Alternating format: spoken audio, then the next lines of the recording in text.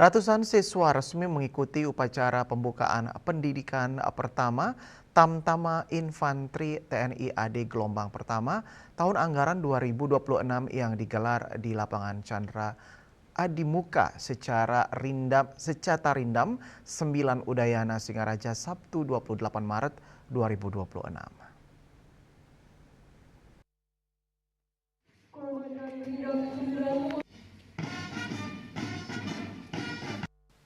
Upacara pembukaan pendidikan pertama Tamtama Infantri TNI AD Gelombang 1 tahun anggaran 2026 berlangsung khidmat di lapangan Chandra Dimuka Secata Rindam 9 Udayana. Bertindak sebagai inspektur upacara dan Rindam 9 Udayana Brigadir Jenderal TNI Anwar. Sementara komandan upacara dijabat dan Dodik Latpur Rindam 9 Udayana Letkol Infantri Yugi Prastawa dan Perwira Upacara Mayor Infantri Suleman. Kegiatan ini dihadiri sejumlah pejabat TNI, Polri, serta perwakilan pemerintah daerah.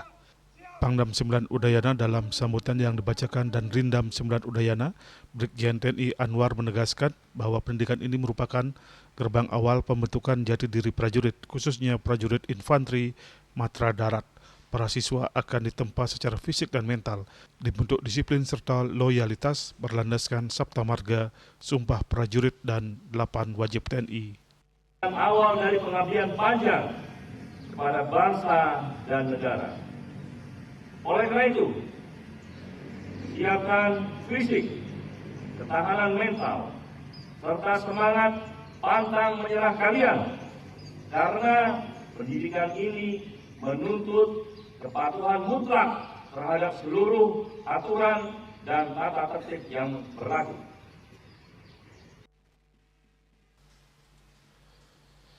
Melalui pendidikan ini, para siswa diharapkan mampu membentuk karakter, disiplin, dan profesionalisme sebagai prajurit TNI yang tangguh serta siap mengabdi kepada bangsa dan negara.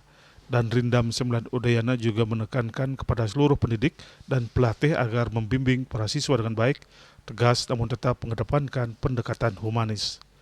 Yasri Yuli, Bali TV.